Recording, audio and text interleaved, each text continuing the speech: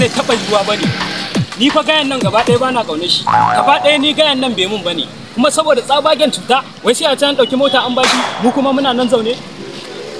Haka ake yi. To wallahi alaikum salam. Ina nan wajen ni abun duniya ma ya ishe ni wallahi. Wallahi abun duniya ya ishe ni. Wannan magana fa.